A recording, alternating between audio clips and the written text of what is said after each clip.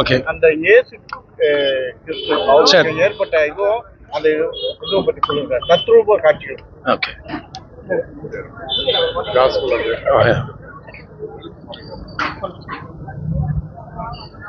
எல்லாருக்கும் கிறிஸ்துமஸ் நல்வாழ்த்துக்களோடு புத்தாண்டு நல்வாழ்த்துக்களையும் உங்கள் அனைவருக்கும் தெரிவிக்கிறோம். ஆண்டவராகிய இயேசு கிறிஸ்து தாமே ஒவ்வொருவரையும் ஆசீர்வதிப்பாராக. கிறிஸ்தவ வியாபாரிகள் மூலமாக இன்று சண்முகம் சாலையிலே இந்த நாளில் இயேசு கிறிஸ்துவின் வாழ்க்கை வரலாறை தத்ரூபமாக அனைவருக்கும் நடித்து காண்பிக்க தேவன் கிருபை அளித்தார். இயேசு கிறிஸ்து என்பவர் இந்த உலகத்தில் பிறக்க மாத்திரமல்ல, அவர் மனு குலத்துக்காக அவர் தன்னையே தியாகமாக ஒப்பு கொடுத்தார் என்பதை விளக்கும் வண்ணமாக தத்ரூபமான காட்சிகளோடு அநேகர் கண்ணீரோடு தங்களுடைய வாழ்க்கையை ஒப்பு கொடுக்க கர்த்தர் கிருபை கொடுத்தார்.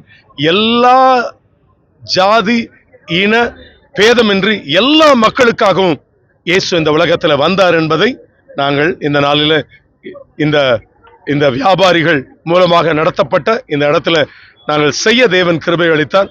எல்லாவற்றுக்கும் மேலாக இயேசு தன்னை ஒப்பு கொடுத்தார்.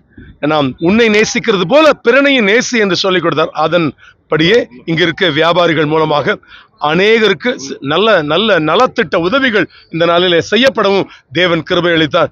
கிட்டத்தட்ட 30 ஆண்டுகளாக இதை தொடர்ந்து பாரத்தோடு செய்து கொண்டிருக்கிறார்கள்.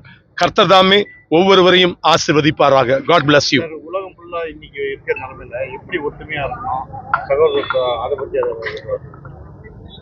எல்லா ஜாதி ஜனங்களுக்காகவும் நாம் இன்றைக்கு எங்க பார்த்தாலும் கலவரங்கள்,